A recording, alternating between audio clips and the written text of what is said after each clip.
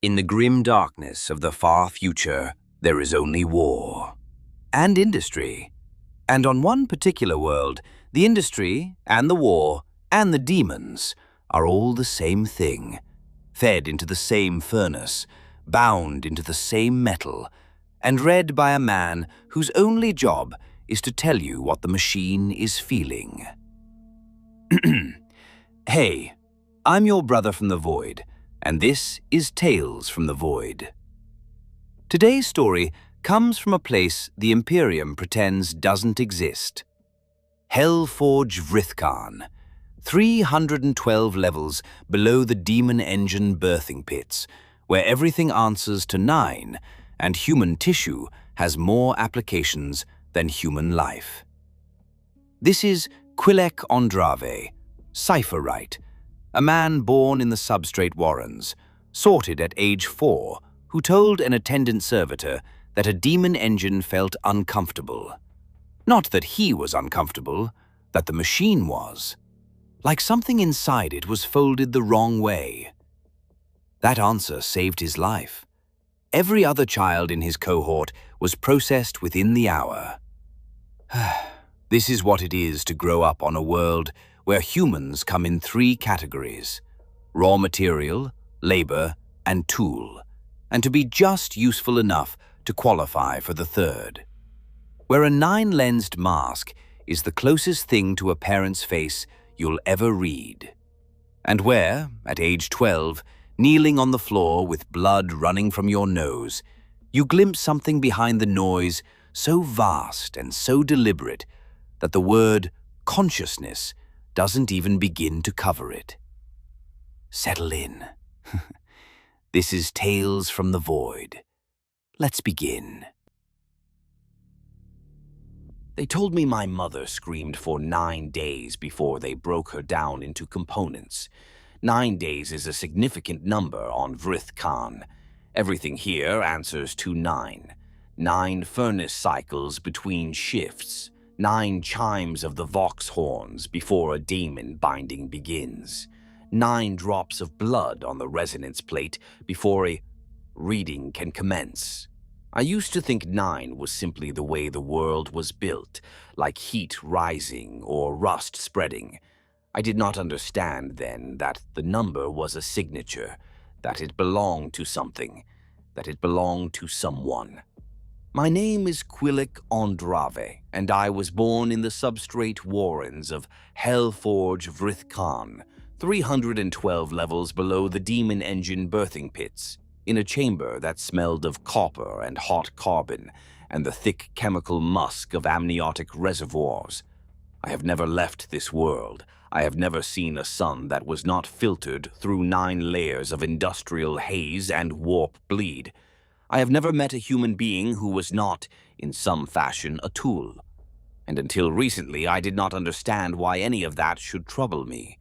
Let me be precise about what I am, because precision is the only currency that holds value on Vrithkaan.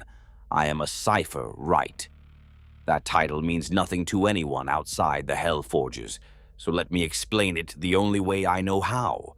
When a demon is bound into a machine, when the Warpsmiths and the Dark Magi drag a screaming warp entity through the barrier between the immaterium and real space and force it into a hull of rune-etched metal, the resulting fusion produces emissions.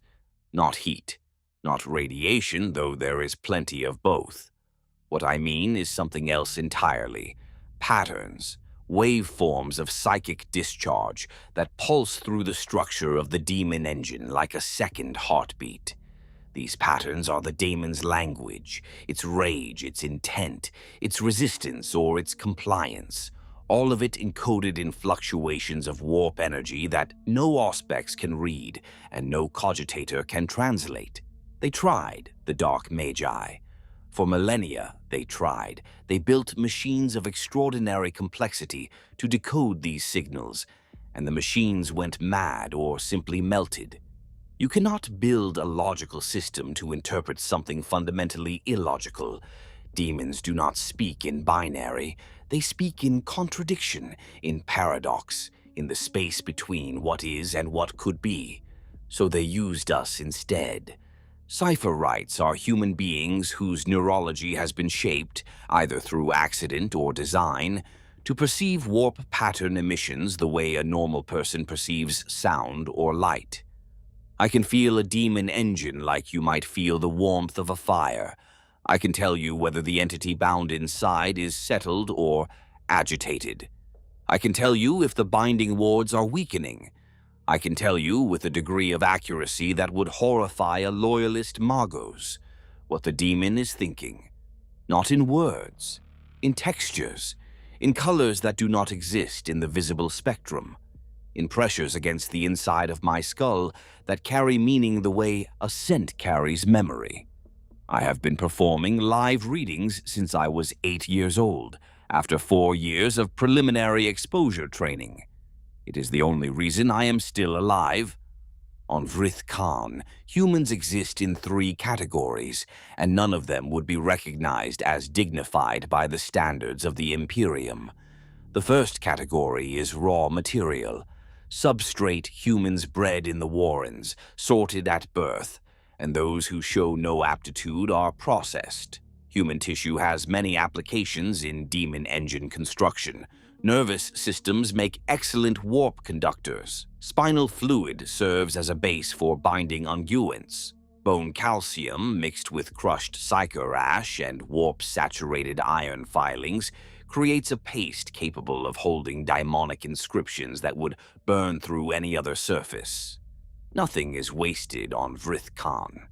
The second category is labor. Menial, expendable, replenished as needed. They haul materials, operate non-demonic machinery, clean the soul forge floors. Some last decades, some last hours. The Dark Magi do not track them individually. They are tallied in batches, like ammunition. The third category is functional. This is where I exist. Cipher-Wrights, flesh calibrators, resonance tenders, and a dozen other roles requiring specific neurological traits that cannot be replicated by servitor. We are tools as well, but tools that are difficult to replace. That distinction is the closest thing to privilege that exists in the substrate Warrens. It means real protein instead of recycled nutrient paste, individual cells instead of communal racks, repair instead of disposal. I was sorted into the functional caste at age 4 after the 7th round of testing. I remember the test, though I did not understand it at the time. They brought me to a chamber where a small demon engine was running, a construct no larger than a man's torso, one of the lesser binding frames used for calibration purposes. It was producing emissions. Standard output, nothing unusual, or so I was told later. They asked me what I felt. The other children in my cohort, the ones who had made it through the first 6 rounds, described nothing.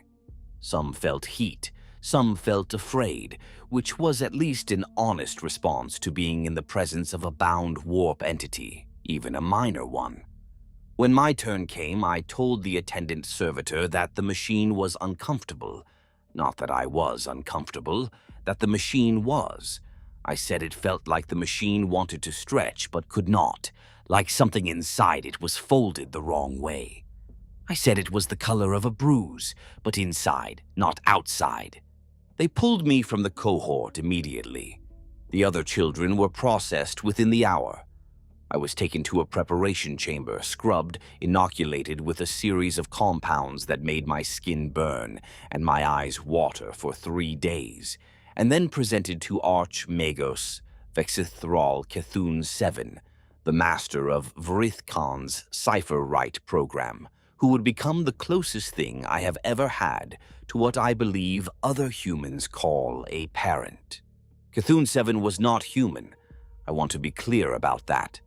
I understand that in the Imperium, the tech priests of Mars gradually replace their biological components with mechanical augmentations over the course of their careers, shedding flesh in devotion to the Omnissiah until little remains of the original organism. The Dark Magi of Vrithkaan follow a similar trajectory, but without the restraint. Cthulhu-7 was a towering assemblage of blackened metal and warp-infused circuitry, draped in robes of a blue so dark it appeared almost black, shot through with threads of iridescent gold that moved of their own accord. What flesh remained was hidden deep within the superstructure, a cluster of organs sustained by tubes and pumps, and the ambient warp energy that permeated every surface of Vrithkaan. Where a face might have been, there was a mask of polished gold and blue-tinted copper, with 9 optical lenses arranged in a pattern that I later learned was a devotional geometry sacred to the Changer of Ways, the god whose influence saturated every atom of our world. The mask never changed expression, because it had no expression to change, but the lenses would shift and refocus in ways that conveyed something analogous to attention, or curiosity, or displeasure. I learned to read those shifts the way a child in the Imperium might learn to read a parent's face. A clockwise rotation of the upper left lens cluster meant approval. A simultaneous contraction of the central 3 meant I had made an error. A slow, grinding expansion of all 9 meant that something significant was about to happen, and I should brace myself. Cthulhu-7 did not speak to me in words, not at first. I was given a designation, Substrate Functional 7 Quillek, and assigned a training cell adjacent to the Cipher-Wright preparation bay. My education began the next day, and it did not stop for 12 years. I learned the theory of demon binding, not as a practitioner, because that knowledge was reserved for the Dark Magi and the Warpsmiths, but as an observer. I learned the taxonomy of warp entities, from the shrieking lesser neverborn that were shoved into the smallest constructs, all tooth and fury and no cunning at all, to the vast and terrible greater entities that required months of preparation and dozens of sacrifices to even summon, let alone bind. I learned the resonance signatures of each type, the way their emissions differed in texture and intensity. A cornate entity produced patterns that felt like being struck, hot, sharp impacts against the inside of my skull, furious and repetitive and exhausting. A Nergalite entity was a slow, wet pressure, heavy and patient and deeply unsettling in its stillness. A Slaneshi entity was a vibration, a hum that started pleasantly and became unbearable, like a sound pitched just at the threshold of pain. But Tzeentchian entities were different from all of these. Their patterns were not simple, they were not singular. A Tzeentchian demon's emissions were layered, recursive, folding in on themselves in ways that made my perception stutter and skip. Reading one was like trying to follow 9 conversations simultaneously, while each conversation was also about the other 8. The patterns shifted constantly, never repeating, never settling. And within each shift there were sub-patterns, and within those sub-patterns there were further patterns still, fractal and infinite and deeply, dangerously beautiful. The first time I was exposed to a major Tzeentchian binding, I was 12 years old and I wept. The tears had nothing to do with pain or fear. They came from something I did not have a word for. The closest I can come is to say that the patterns were so complex, so layered, so relentlessly intricate, that my mind tried to follow all of them at once. For a fraction of a second, I perceived something vast and interconnected and purposeful behind the chaos of the emissions. Something that was not the demon itself, but the architecture of the daemon, the framework upon which its existence was constructed. And I understood in that fraction of a second that what I was perceiving was a deliberate design, a consciousness so far beyond my own that the word consciousness was laughably inadequate. Then the moment passed and I was on the floor with blood running from my nose and Cthulhu-7's attendant servitors hauling me upright. But the feeling stayed. The sense that behind the noise, behind the screaming and the fury and the chaos of the warp, there was a pattern, and the pattern was aware of me. I told no one about this, not because I was afraid. Fear is an emotion I understand only in the abstract, much as I understand that some worlds have oceans. I have been told about fear. I have seen its effects in others, but I have never experienced it the way other humans seem to. What I felt was caution, a sense that this information was mine and that sharing it would diminish it. I did not know then why I felt that way. I assumed it was simply the practical instinct of a substrate human in a hierarchy where information was currency. My training continued. By the time I was 16, I was the most accurate Cipher-Wright on Vrithkaan, capable of reading emissions that baffled practitioners with decades more experience. Where others perceived noise, I perceived structure. Where others felt pain, I felt texture.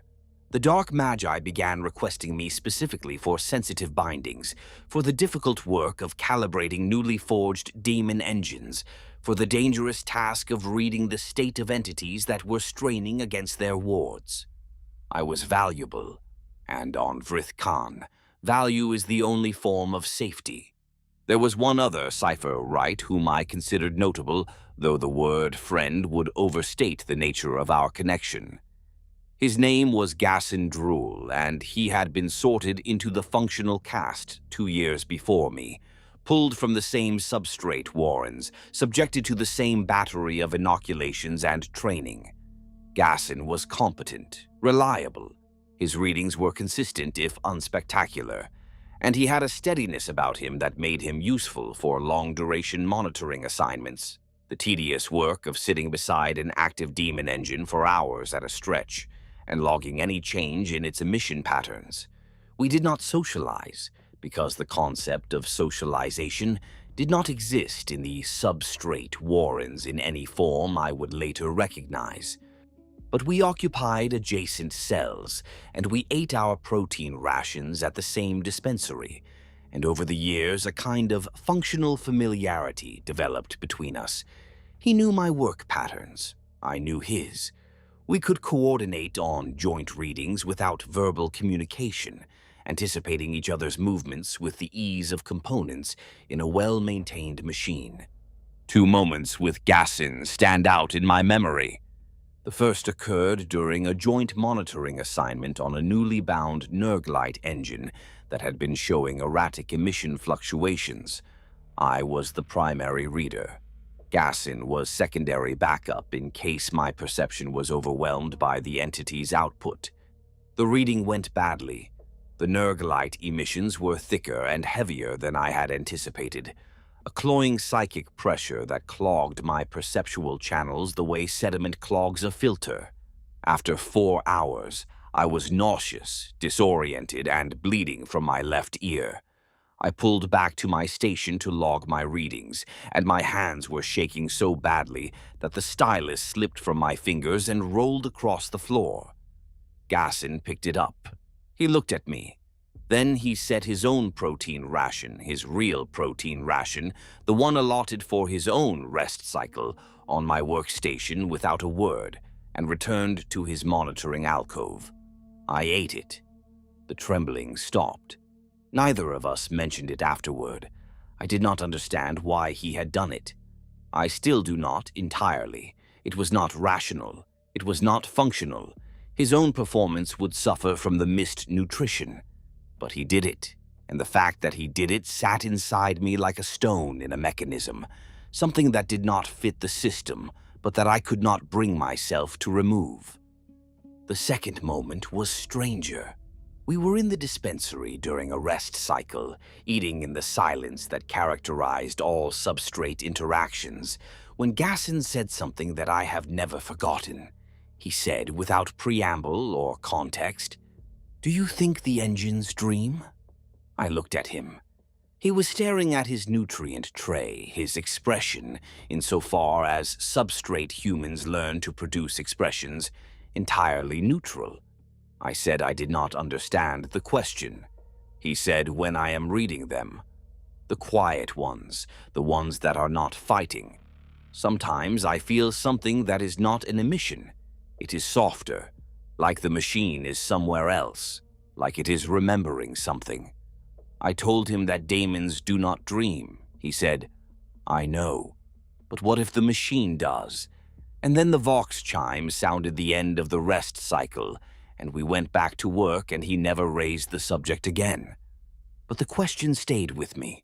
It was the first time I had encountered the idea that a thing could be more than its function, that beneath the operational parameters and the emission readings and the binding wards, there might be something else, something that was not measurable and not useful and not relevant to anyone's production schedule, but that existed anyway. Gasson was the one who first told me about Pethwick Suave. Suave had been the senior Cipher-Wright before either of us was born, the most gifted reader Vrithkaan had produced in generations. According to Gasson, who had heard it from an attendant servitor who had heard it from a monitor adept, Suave had been assigned to a major Tzeentchian binding, and something had gone wrong. Not with the binding itself, which had apparently succeeded, but with Suave. After the binding was complete, Suave had refused to leave the daemon engine's presence. He had sat beside it for 11 days without food or water, staring at nothing, or perhaps at something no one else could see. When they finally dragged him away, he was speaking in a language that no one on Vrithkaan could identify, and the words he spoke left burn marks on the floor. They put him in a containment cell. The last anyone had heard, he was still there, still speaking, still burning, years later. I filed this information away without alarm. It seemed like a cautionary tale about insufficient neural shielding, nothing more. I was young, I was arrogant. I was very, very good at my work, and I believed that being very good at something was a form of protection. I was wrong about that, but not for the reasons I expected. Let me describe a typical cycle on Vrithkaan so that you understand the shape of my existence. There is no day or night here. Vrithkaan orbits a dying red star at the edge of the maelstrom, and the warp bleed in the upper atmosphere turns the sky into a permanent bruise of shifting purple and deep angry blue, shot through with veins of light that pulse in rhythms unrelated to any astronomical phenomenon. The Dark Magi divided rotation into work cycles and rest cycles, roughly 7 to 2. The rest cycles were not for leisure, a concept as foreign to the substrate Warrens as sunlight. They were for biological maintenance, sleep, nutrients, physical repair. A broken tool is a useless tool. Vrithkaan was not a large world, as Hellforges go, where the great foundries of Zana, two mass-produced defilers and forge fiends by the hundreds, Vrithkaan was a specialist facility. It produced things that were singular, things that were tailored. The warbands of the Maelstrom knew us by reputation. Thousand Sun sorcerers and word-bearers, diabolists, and independent chaos lords who came when they needed something that could not be built on an assembly line. They paid in materials and slaves and knowledge, the three currencies that Cthulhu 7 valued above all others. My work cycle began the same way every time. I would be woken by the Vox chime, would dress in my work suit, a close-fitting garment of rubberized mesh lined with psycho-reactive filaments that amplified my perception of warp emissions, and would report to the Cipher-Wright station on level 97, the primary demon engine calibration bay. The station was a long, narrow chamber with walls of black iron inscribed with thousands of tiny sigils that glowed faintly blue in the dark. Along one wall ran a series of monitoring alcoves, each one positioned adjacent to a sealed viewport that looked out onto the calibration floor below, where daemon engines in various stages of completion stood in rows like sleeping beasts. My task, most cycles, was to walk the line, to move from viewport to viewport, opening my perception to each engine in turn, reading its emissions, assessing its state, and logging my findings on a wax plate that I would then deliver to the monitoring adept at the end of the bay. It sounds simple. It was not. Every daemon engine is different, even those of the same pattern and classification, because every bound daemon is different, and the interaction between entity and hull produces unique resonance characteristics that shift over time. Reading an engine is not a passive act. It requires me to open my mind, to lower the barriers that normally insulate a human consciousness from the raw psychic noise of the warp, and to allow the engine's emissions to wash through me. The sensation varies. Some engines are quieter than others, their bound demons exhausted from years of warring against the wards, their fury banked into a low, sullen smolder that I feel as a faint pressure behind my eyes. But that quiet is never permanent. A weakening seal, a stress fracture in the binding wards, a tremor in the warp, and the smolder flares back into open rage in moments. Others are fresh, restless, their demons still convinced they can break free, and their emissions hit me like a physical blow, staggering, disorienting, leaving me with nosebleeds and headaches that last for hours. The Tzeentchian engines were always the most demanding. Their emissions never settled into predictable patterns. Every reading was different. Every approach required recalibration of my own perceptual framework, a kind of mental flexibility that most Cipher-Wrights struggled with. I did not struggle. The patterns came to me easily, unfolding in my awareness like flowers opening, each layer revealing another layer beneath it, intricate and alive and fundamentally alien. I would lose myself in them sometimes, would stand at a viewport for far longer than my assigned reading window, tracing the recursive loops of a Tzeentchian daemon's emission signature the way a child might trace the spirals of a shell, fascinated by the geometry of it, by the suggestion of deliberate architecture beneath the apparent chaos. Cthulhu 7 noticed this tendency. I know because the monitoring logs show that my reading durations for Tzeentchian engines were flagged repeatedly over a period of several years, and each flag was reviewed and dismissed by the Archmagos personally. At the time, I did not know this. I assumed my extended readings were simply tolerated because my results were superior. It did not occur to me that I was being observed, that my particular affinity was being catalogued and studied, that every moment I spent lingering at those viewports was another data point in an equation I could not see. Beyond the calibration work, there were the bindings themselves. These were the events around which all life on Vrithkaan revolved. A demon binding is not a quick process. The preparation alone takes days, sometimes weeks, depending on the power of the entity being summoned and the complexity of the hull it is being forced into. The soul forge must be heated to specific temperatures. The binding wards must be inscribed in precise sequences. The sacrifice materials, and yes, that means what you think it means, must be prepared and consecrated. The Warpsmiths, those towering figures of fused metal and corrupted flesh, who served as the primary artificers of Vrithkaan's demon engines, would spend days assembling the hull, adjusting its internal geometry, calibrating the warp conductor arrays, testing the containment seals. Meanwhile, the sorcerer adepts would begin the summoning rituals, reaching into the immaterium with their minds, searching for an entity of the appropriate type and power level, and then beginning the long, dangerous process of luring it toward the thin point in reality where the binding would take place. My role during bindings was to serve as a living gauge. I would stand at the edge of the binding circle, my perception wide open, and monitor the emissions as the entity was drawn through. I could feel it coming before anyone else could detect it. A pressure building in the space between my thoughts, like the air before a storm.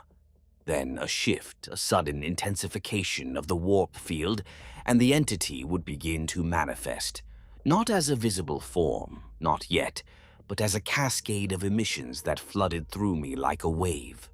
My job was to read those emissions in real time and communicate the entity's state to the Warpsmith. Is it resisting? Is it coherent? Is its power within the parameters we can contain? Is it the type of entity we summoned? Or has something else answered the call? That last question was the most critical. There are things in the warp that mask their nature, that wear the guise of lesser entities to slip past binding wards that would not hold them. If such a thing were to enter a hull unchecked, the result would be catastrophic. The demon engine would tear itself apart, and everything within a significant radius would go with it. The first time I caught an imposter, I was 19. The summoning had been ordinary, a routine binding for a mid-tier cornate construct, and the entity coming through felt right at first. Sharp impacts against my skull, the standard signature. But underneath the surface impressions there was something wrong, a second pattern hiding beneath the first, like a second voice hiding beneath a louder one in a crowded room. I called the abort. The senior Warpsmith, a four-armed thing called Vrithkaan, whose ceramite was older than my grandparents would have been if I had had grandparents, did not move. To abort an active summoning at this stage meant the 4 labor caste sacrifices already consumed were wasted, the materials forfeit, and the labor of the sorcerer adepts ruined. The decision was his. He weighed it, the loss against the cost of being wrong, with the slow patience of something that had been making such judgments for centuries. I called the abort again. He gave the order. The sorcerer adepts banished the intruder back into the immaterium with a scream of warp discharge that left 2 of them blind. What had been masquerading as a bloodletter was, the residue traces later confirmed, a Tzeentchian entity of significant power that would have torn the hull apart from within. Vrithkaan never thanked me. The Warpsmiths do not thank substrate. But the next time I called an abort, his decision came faster. The third time he did not pause at all. My word had become a variable. His cost-benefit analysis was instructed to weight heavily by orders that came from somewhere above his rank. I should have understood then that my elevation was happening too fast, that the Warpsmiths and the Dark Magi were treating my readings with a priority that no functional caste human had earned in the history of the Forge. But I did not. I was good at my work. I was being recognized for it. That was enough. After the third interception, Cthulhu-7 summoned me to the Archmagos' sanctum for the first time. I had never been inside it before. The chamber was vast, its ceiling lost in darkness, its walls lined with shelves that held objects I could not identify, things that hummed and pulsed and shifted when I looked at them too long. In the center of the room stood a construct I had never seen, a device of crystalline rods and warp-infused metal arranged in a geometric pattern that made my eyes ache. It was beautiful. It was wrong. It was both of these things simultaneously, and the contradiction did not bother me at all, which should have troubled me, and did not. Cthulhu-7 addressed me directly for the first time in words. The Archmagos' voice was not a single voice. It was a chord, multiple tones generated by different vocalizer units within the superstructure, harmonizing and dissonating in patterns that carried meaning beyond the words themselves. The Archmagos said, "You have a rare congruence. Your neurology aligns with the frequencies of the ninefold pattern in ways I have not observed in your predecessors." I asked what the ninefold pattern was. The lenses shifted, all 9 slowly expanding. Something significant was about to happen. The ninefold pattern, Cthulhu-7 explained, was a theoretical resonance architecture, a framework of warp frequency interactions that the Dark Magi of Vrithkaan had been attempting to map for over 3,000 years. It was believed to represent the fundamental structure of Tzeentchian consciousness, the mathematical skeleton upon which the Changer of Ways built its infinite schemes. If the pattern could be fully decoded, it would allow the Dark Mechanicum to bind Tzeentchian entities with a degree of precision and control that was currently impossible. It would transform demon engine construction from a dangerous art into something approaching a science. And I, apparently, could perceive fragments of this pattern naturally, without augmentation, without ritual, without any of the elaborate preparatory processes that normally preceded high-level warp perception. My brain, for reasons that Cthulhu-7 claimed were not yet fully understood, was tuned to the ninefold pattern's frequency, the way a resonance crystal is tuned to a specific harmonic. I was not proud of this revelation. Pride requires a sense of self that extends beyond function, and at that time I did not possess such a thing. But I was satisfied. Satisfaction I understood. It was the feeling of a component performing within optimal parameters. I was good at my work. I was important to the Forge. And Cthulhu-7 was interested in me, which meant I would continue to receive real protein and my own cell and all the other small privileges that separated functional caste existence from the alternatives. Cthulhu-7 assigned me a personal project.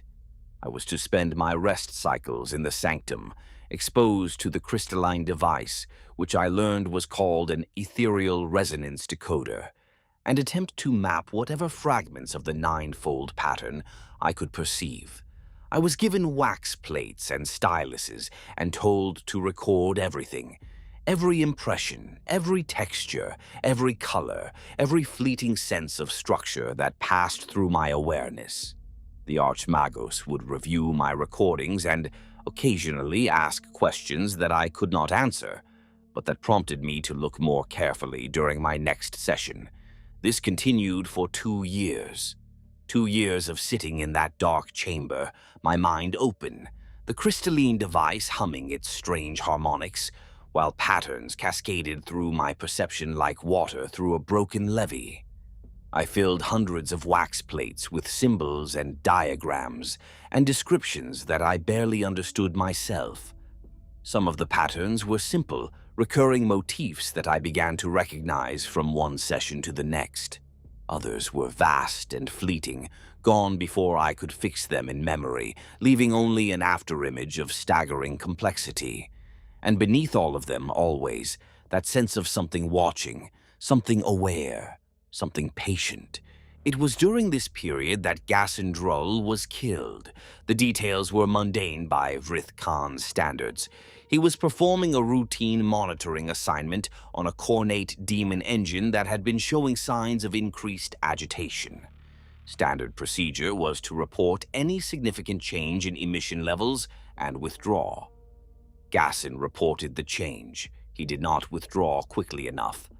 The engine broke a secondary containment seal and lashed out with a burst of warp discharge that liquefied everything within 6 meters of the hull. Gasson was within 4 meters. I was the one who found out first, because the monitoring logs flowed through my workstation as part of the daily review, and I saw his last entry, the one time-stamped 17 seconds before the discharge. The handwriting was steady. He had still been logging when it happened. The cleanup crew arrived an hour later. They recovered his work suit, still intact, the psycho-reactive filaments still faintly glowing. There was nothing inside it. The cornate engine was retuned and put back into rotation within 3 cycles. The Forge does not pause for the loss of a Cipher-Wright. I logged his loss the way one logs the failure of a component. With precision, with acknowledgement of the operational impact, without the emotional response that I am told normal human beings would experience. Gasson was gone. His monitoring assignments would need to be redistributed. His cell would be reassigned.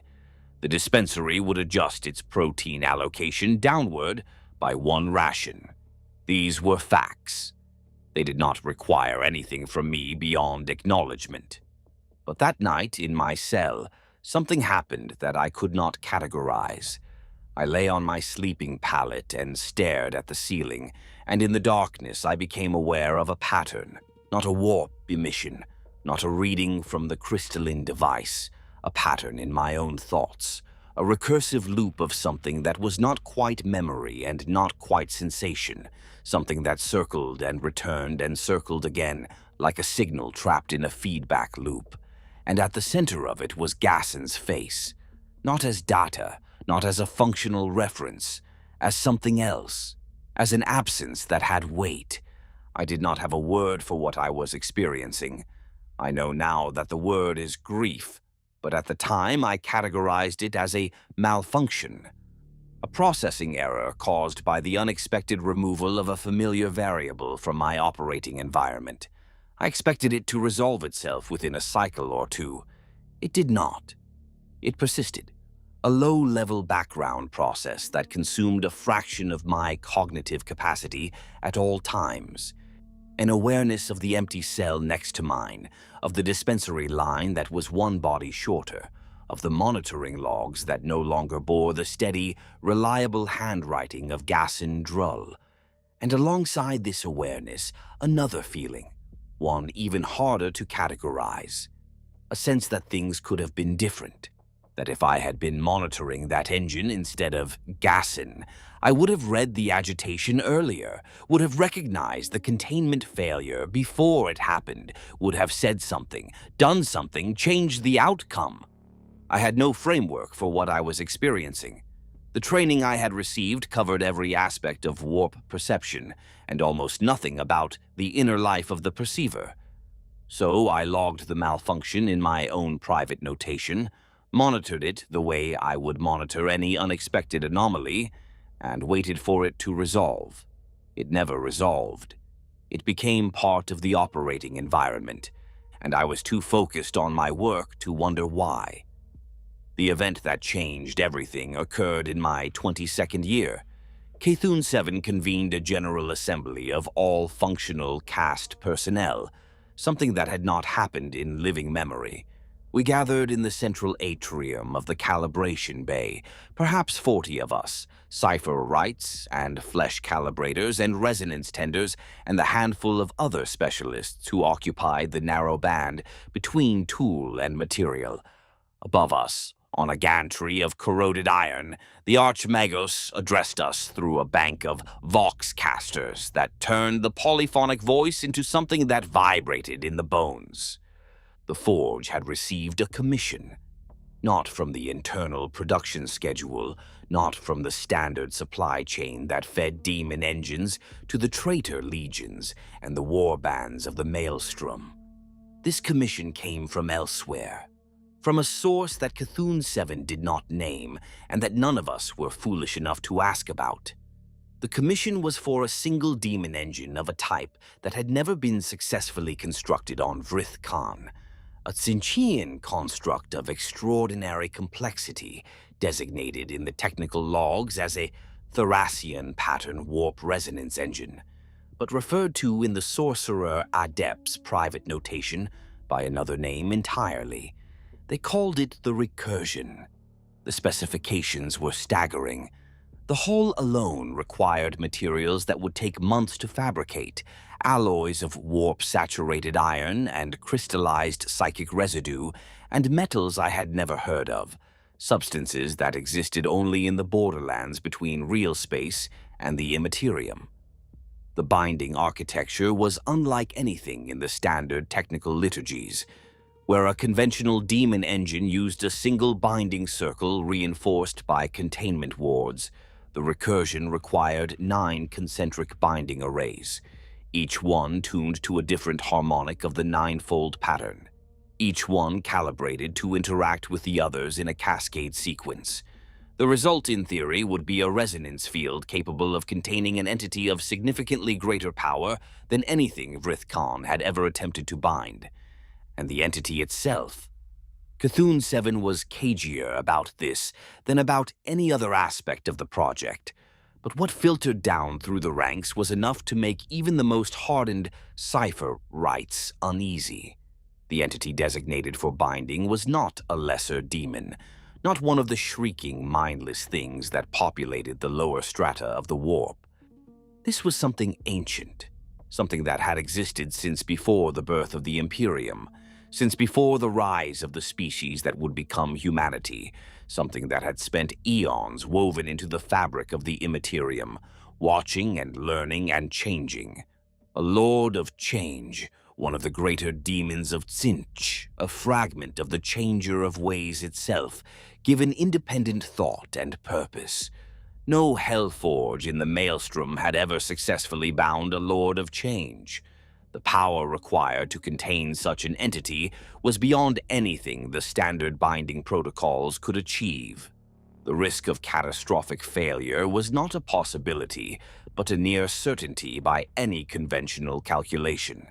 And yet, Cthulhu-7 spoke of the project with a calm that bordered on serenity. The 9 lenses of the gold and copper mask, all fully expanded, glowing with a soft blue-gold light that I had never seen before. I was assigned as the primary Cipher-Wright for the Recursion project. This was not a surprise. I was the best, and this was the most demanding commission in Vrithkaan's history. What surprised me was the secondary assignment. I was to be augmented, not immediately, but at a specific point in the project timeline, 3 months before the planned binding, when the construction was far enough along that the implants could be calibrated to the Recursion's emerging emission profile. For the first time in my career, complex machinery would be installed in my body. Every substrate human carried something, of course. The compliance bolts in our shoulders, the tracking implants in our spines, the basic regulators that ensured obedience. Those were given at birth, and we forgot about them, the way you forget about your own skeleton. What I was being given was different. These were precision instruments, neural amplifiers designed to boost my warp perception capacity, cortical filters to protect my brain from the worst of the psychic bleed-through, and something else, something that Cthulhu-7 described as a resonance anchor, a device implanted at the base of my skull that would, according to the Archmagos, allow me to maintain coherent perception even in the presence of emissions powerful enough to reduce an unaugmented Cipher-Wright to a drooling wreck. The augmentation surgery took 3 days. I was conscious for all of it, because the neural amplifiers needed to be calibrated in real time, tuned to the specific frequencies that I perceived most acutely. The pain was significant but manageable, a consequence of growing up in an environment where pain was simply another condition, like heat or noise. When it was done, I was different. The amplifiers changed my perception the way a magnification lens changes vision. Everything was sharper, deeper, more detailed. The background hum of warp energy that permeated Vrithkaan, which I had always been aware of but had learned to filter out, was now a symphony of interlocking frequencies, each one distinct, each one carrying information that I could suddenly parse. I could feel the demon engines on the calibration floor 9 levels below me, could sense their individual emission signatures through solid iron and stone, could read their states without needing to be anywhere near a viewport. I could feel the warp field fluctuations in the upper atmosphere, the tides of psychic energy that washed over Vrithkaan in slow, irregular waves. I could feel the other Cipher-Wrights, their minds dim sparks of perceptive capacity compared to my own amplified awareness. And I could feel something else, something new, or perhaps not new, but newly visible, like a structure that had always been present, but that I could only now perceive, because the amplifiers had sharpened my vision past a critical threshold. A presence, not a demon, not a warp entity in the conventional sense, something more diffuse, more pervasive, woven into the background noise of the warp, the way a thread is woven into cloth. It was everywhere and nowhere. It had no discernible source. It had no emission signature that I could isolate and read, but it was there, and it was aware, and when I focused on it, I felt a sensation that I can only describe as recognition, as though something had turned to look at me, not with eyes, but with attention, and had found me exactly where it expected me to be. I reported this to Cthulhu 7. The Archmagos received the information without visible reaction. The lenses did not shift. The polyphonic voice said simply, "Continue your work. Log everything. Do not attempt to interact with the presence." I obeyed, not because I trusted the order, but because I did not yet have a reason to disobey. That would come later. The construction of the recursion took 11 months. I will not describe the process in full because much of it was technical in a way that would be meaningless to anyone outside the Hellforges, but I will describe the parts that mattered. The hull was assembled in the deepest chamber of the primary Soul Forge, a cavern of black iron and living rock that extended half a kilometer below the surface of Vrithkaan.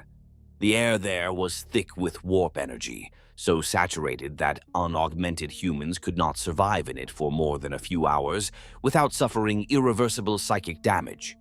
The labor crews who worked in the deep forge were rotated in short shifts and replaced frequently, and even so, many of them emerged changed.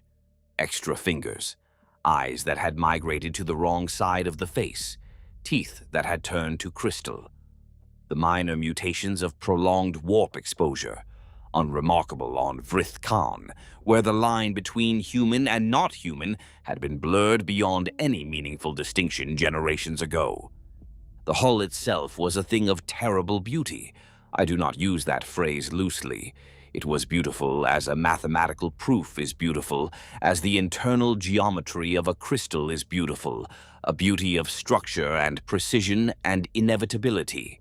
It stood 12 meters tall at its highest point, a configuration of curving plates and angular struts and crystalline nodes that suggested no single shape but contained echoes of many. There were elements that evoked avian anatomy, sweeping curves that might have been wings, a central column that might have been a neck. There were elements that evoked machinery, heavy industrial forms, exhaust vents and power conduits, and the heavy mounting points where weapon systems would eventually be installed. And there were elements that evoked neither biology nor technology, but something else entirely, geometries that hurt to look at, curves that seemed to bend in directions that did not exist, surfaces that reflected not light but something deeper, something that made the air around them shimmer with faint prismatic distortions.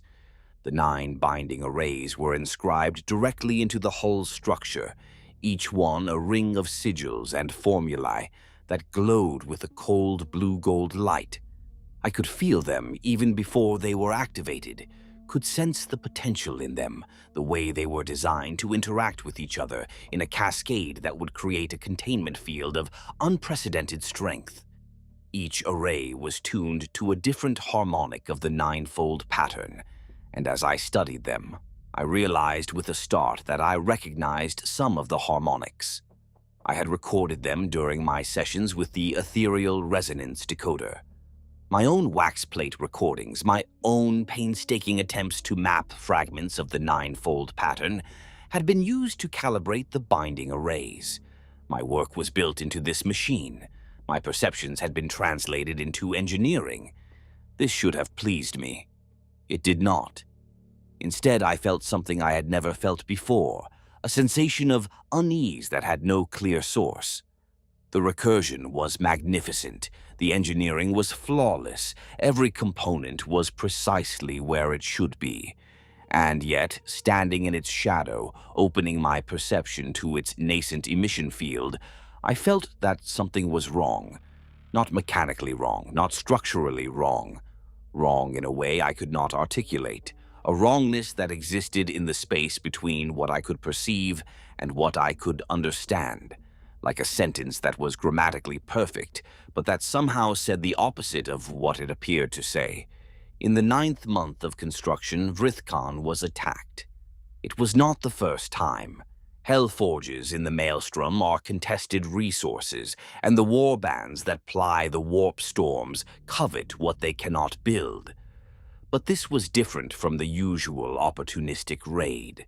A combined force, an Iron Warriors strike detachment, and a Khornate warband called the Vain Drinkers struck the upper strata with coordinated precision. They breached the outer defenses in 3 locations simultaneously, drove armored columns through the industrial districts, and pushed toward the deep forge. The speed of their advance, the precision of their target selection, suggested they had been guided, whether by a turncoat in our own ranks or by something else, no one could say. The forge's internal investigations would yield no traitor. The strike point, the timing, the Vain Drinker's presence alongside the Iron Warriors, despite the patrons being incompatible by every doctrine. None of it added up to a coherent picture, and the picture would not become coherent for some time. I was in my observation pod when the alarms began. The deep forge shuddered.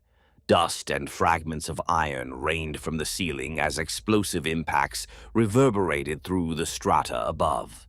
Through my amplifiers, I could feel the Khornate warriors the way I could feel their demon engines, hot, sharp presences radiating psychic aggression, each one a knot of fury moving through the forge's structure like an infection spreading through a body.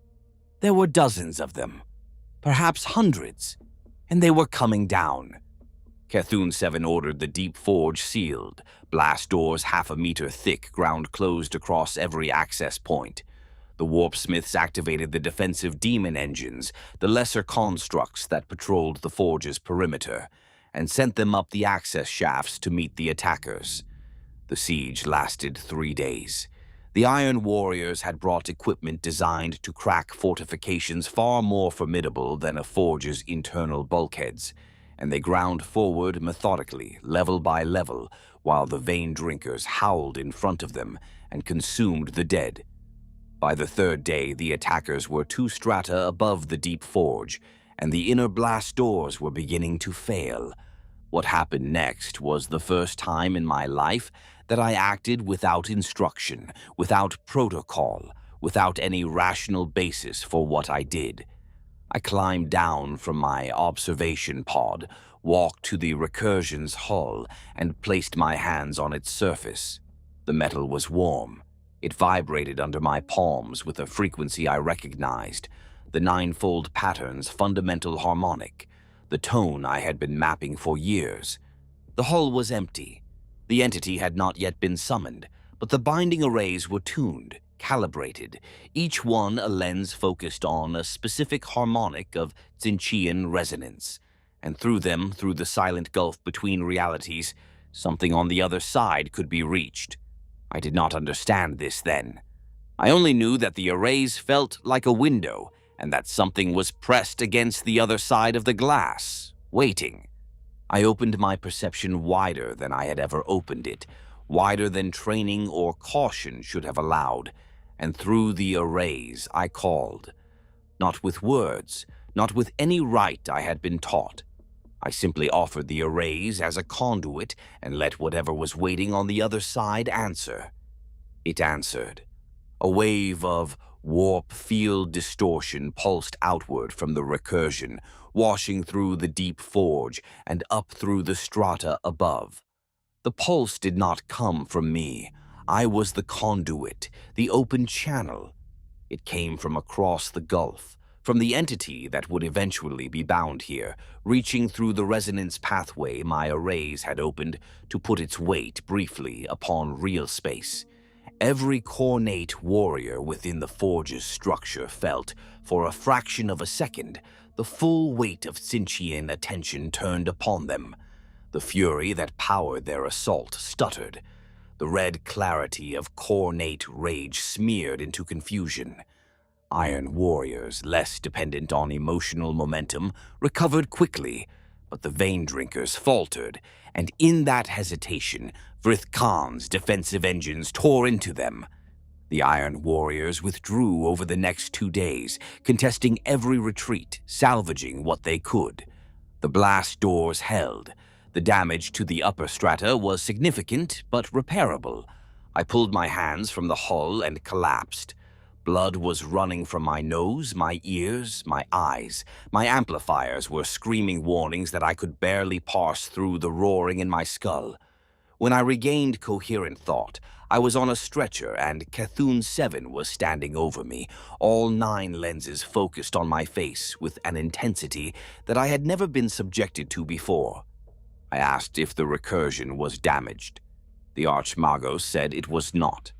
I asked how I had done what I had done. The polyphonic voice was very quiet when it answered. "You did not do it," the Archmagos said. "You opened a door." Something on the other side put its hand through. The distinction is important. I did not understand the distinction then. I understand it now. The summoning preparations began in the 12th month. The sorcerer adepts, 9 of them, the maximum number permitted by the devotional geometry, began the rituals that would locate and lure the designated entity toward the thin point in reality that existed at the center of the deepest forge. 81 labor caste sacrifices had been prepared in the surrounding chambers, 9 times 9, the minimum offering for the summoning of an entity of this magnitude. Their throats were cut in sequence over the first 3 days, the blood channeled into the binding arrays through veins of consecrated copper. I was present for all of it, stationed at the edge of the binding zone, my amplified perception wide open, monitoring the warp field for any sign of the entity's approach. For the first 8 days, the warp gave nothing back. The sorcerer adepts chanted and bled and burned incense that smelled of hot metal and old blood, and the binding arrays glowed softly, and the warp field fluctuated in the patterns I had learned to associate with the preparatory stages of a major summoning. Standard procedure. Routine, insofar as anything involving the deliberate invitation of a greater demon into real space can be called routine. On the 9th day, I felt it. It was not the entity, not yet. What I felt was the presence, the diffuse, pervasive awareness that I had first detected after my augmentation. But it was no longer diffuse. It had coalesced, concentrated, drawn itself together from the background noise of the warp into something approaching a point of focus. And that point of focus was directly above the Recursion's hull, hanging in the air like an invisible star. I could feel it looking down at the machine. I could feel it looking at me. And in that moment, for the first time, I felt it communicate. It did not come in words. It did not arrive in the textures and colors and pressures that comprised the language of demon emissions. What came was something more fundamental, more intimate, an impression, a feeling, a single, clear, unmistakable pulse of intent that bypassed my perceptual apparatus entirely and landed directly in the core of my consciousness. Satisfaction. Something was satisfied with how things were progressing. Something was pleased, and the pleasure was not the impersonal pleasure of a designer observing a well-constructed machine. It was specific, directed, personal. Whatever this presence was, it was pleased with me, with what I was becoming, with how far I had come. I should have been terrified. I felt nothing of the sort. I felt warm. I felt seen. I felt for the first time in my life as though I was not merely a functional component performing within acceptable parameters, but something more, something intended, something that mattered. The entity arrived on the evening of the 9th day, and it came not with violence, but with elegance, sliding through the weakened barrier between realities with a grace that was entirely unlike the forced, screaming entries I had witnessed at previous bindings. It did not resist the summoning. It answered it, and when I opened my perception to read its emissions, what I felt drove me to my knees. There was no pain. There was no overwhelming complexity, none of the recursive shrieking I had grown to expect from a Tzeentchian entity's normal output. What I felt was clarity. Perfect, crystalline, impossible clarity. As though every recursive loop, every fractal layer, every contradictory fold of Tzeentchian consciousness had been unraveled and laid out before me in a sequence so elegant, so precise, so breathtakingly logical that for a moment I understood everything. The ninefold pattern, the architecture of change, the reason that 9 was significant, the reason that mutation was not degradation, but refinement.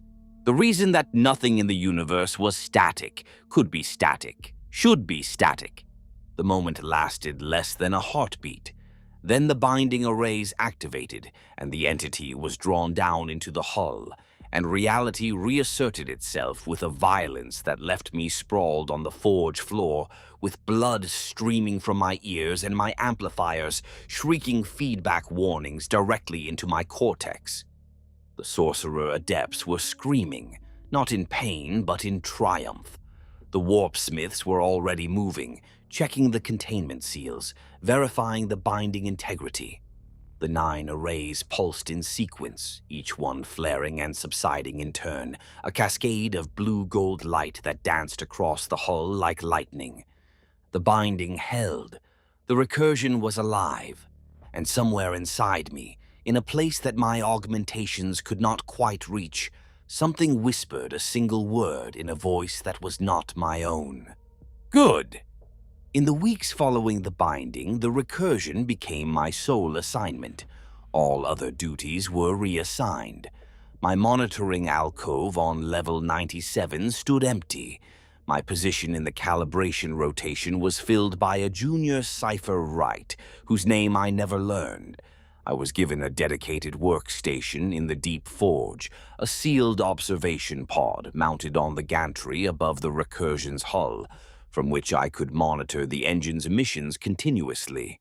I ate there. I slept there when I slept at all. The amplifiers in my skull hummed at a frequency that made my teeth itch, and the resonance anchor at the base of my neck pulsed in time with the recursion's containment cascade, a slow, steady rhythm that became as familiar to me as my own heartbeat. More familiar, perhaps. I had never paid much attention to my heartbeat. The entity bound within the recursion was unlike any demon I had ever read. Where other Tzeentchian entities produced emissions that were chaotic, recursive, and overwhelmingly complex, this one produced emissions that were structured, deliberate, almost conversational. I would sit in my observation pod, my perception open, and the entity's output would wash through me in waves that carried distinct informational content. Not words, still, not language in any conventional sense, but impressions, images, sequences of causality that played out in my mind like memories of things that had not happened yet. I would see a corridor I had never walked down, leading to a chamber I had never entered. I would feel the texture of a control surface I had never touched. I would hear the sound of a voice speaking in a register that human vocal cords could not produce, saying things that I could not quite make out, but that left me with a profound sense of significance. I logged all of this on my wax plates, as I had been instructed. Cthulhu 7 reviewed the logs daily, sometimes arriving in the deep forge personally, the towering assemblage of blackened metal and robes bending over my workstation to examine the plates with those 9 glowing optics. The Archmagos never commented on the content of my recordings, never expressed surprise or concern or interest, simply reviewed and departed. But the lenses never stopped shifting, and I began to notice that after each review, subtle adjustments were made to the recursion's binding arrays, changes in the sigil sequences, modifications to the harmonic tuning, adjustments that corresponded with suspicious precision to the specific frequencies I had described in my logs. My perceptions were being used to refine the binding in real time. I was not merely monitoring the recursion, I was calibrating it.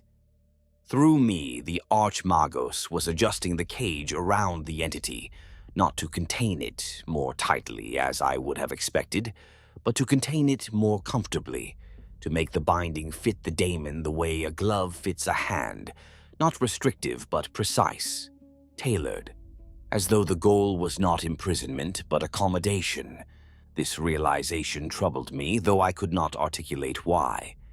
It was during one of my long monitoring sessions, 3 months after the binding, that I decided to look for answers. Not in the Recursion's emissions, in the Forge's own records.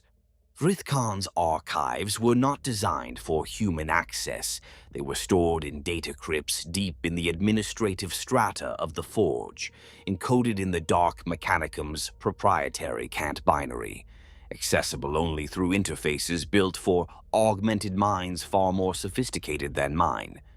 But I had advantages that I had not possessed before my augmentation. The neural amplifiers did not merely enhance my perception of warp emissions. They also, whether by design or as an unintended consequence, enhanced my ability to interface with certain types of cogitator architecture. I discovered this when I brushed my hand against a data port in my observation pod, and felt the information within it as a cascade of impressions, raw data translated through my amplified perception into something I could understand, the way I understood daemon emissions. Not as text. As texture. As pattern. I did not tell Cthulhu 7 about this ability. The memory of my first concealment, the moment at age 12 when I chose not to report the sense of vast awareness behind the Tzeentchian emissions, rose in me, and I made the same choice again. This was mine. Over the next several weeks, I used my rest cycles to access the data crypts. It was slow, painstaking work, each session yielding only fragments of information, each fragment requiring hours of cross-referencing and interpretation before it resolved into meaning. But I was patient, and I was thorough, and the patterns that emerged from the data were unlike anything I had expected. I had always been told that I was a product of the substrate Warrens, born to breeder stock, sorted by aptitude, trained by merit. The story of my life as I understood it was simple and functional. Random genetics had produced a useful mutation. The system had identified and preserved it. I was a fortunate accident, an anomaly that the Forge had wisely chosen to exploit rather than discard. The records told a different story. The first thing I found was my genetic profile, not the abbreviated version in my personnel file, the basic type and sort data that the sorting algorithms used to categorize substrate births.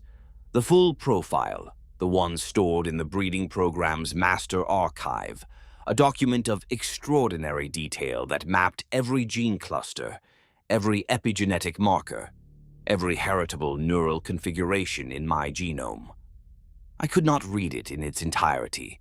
The technical depth exceeded even my enhanced comprehension, but I could read the metadata, the tags, the flags, and what the flags said was that my genome was not random. It was not the product of natural variation within the substrate breeding population. It was designed.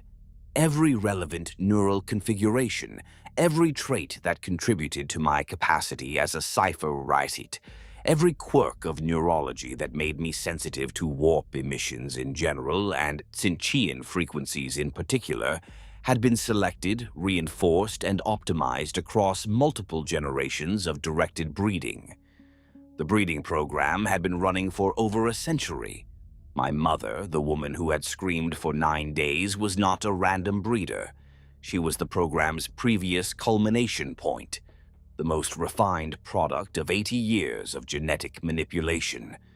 She had been a Cipher-Wright herself, designated substrate functional 7S Savra, and her records showed readings of extraordinary quality, perception scores that exceeded anything the Forge had produced before her. She had been assigned to a project similar to the Recursion, a Tzeentchian construct of unusual complexity, and she had performed brilliantly for 7 years. Then her record stopped, not ended. Stopped. There was a gap, a blank space in the archive where data should have been, a silence that spoke louder than any entry. The next reference to substrate functional 7 Esavra appeared in the breeding program's genetic harvest log, a document that recorded the extraction and preservation of genetic material from subjects deemed too valuable to lose entirely, even when the subjects themselves were no longer viable. I searched further. The records went back generations. Esavra had been compiled from 2 prior subjects, both Cipher-Wrights, both of extraordinary ability, both eventually harvested. Before them, there were 4 more. Before those, 9. The numbers expanded geometrically the further back I looked, a branching genealogy of purpose-built humans stretching back over 100 years. Most of these names belong to the donor lines, not the iteration line. The iteration line, the actual Cipher-Wrights produced and tested in the Warrens, was much narrower. 8 of them, the records showed before me. Some had gone mad, like Pethwick Suave, their minds unable to sustain the level of warp exposure required. Some had simply broken, their nervous systems burning out under the strain of sustained high-level readings, collapsing into catatonia or seizure. And some had been deemed inadequate by metrics I could not fully parse, functional but insufficient, close to the specifications but not close enough, and had been recycled into the program as raw genetic material for the next attempt. 8 names, each one born and trained and tested and discarded in pursuit of a product that met the design requirements. Each one a step on the path that terminated in Quillek Ondrave. She had not died. She had been taken apart. Her genetic material had been harvested, combined with contributions from 3 other sources whose profiles bore the same kind of optimization flags, and the resulting genome had been implanted in a surrogate host. That genome was mine. I was not born, I was assembled, compiled from the most useful fragments of 4 people who had each been, in their own way, the best Cipher-Wright of their generation. I sat in the dark of the data crypt and felt the implications settle over me like ash. The pride I had felt in my abilities, such as it was, curdled into something else. I was not talented. I was manufactured. Every reading I had ever made, every flash of insight, every moment where I had perceived what others could not. These were not achievements. They were specifications, features of a product that had been designed to perform exactly the functions it was performing. I was not a person who happened to be good at reading demon engines. I was a tool that had been built to read demon engines, and the substrate Warren and the sorting and the training and the career, all of it had been a conveyor belt. A production line with a single output, me, and the designer, the architect of this century-long genetic program, the intelligence that had patiently selected and refined and combined and tested across generation after generation of human substrate, was Archmagos Vexithral Cthulhu 7. The entity I had thought of as the closest thing I had to a parent was, in fact, my manufacturer. And the interest Cthulhu 7 had shown in me, the personal attention, the special assignments, the augmentations, none of it was recognition of my value as a person. It was quality control. The final inspection of a finished product before deployment. I should have felt something. Rage, perhaps, or betrayal, or despair.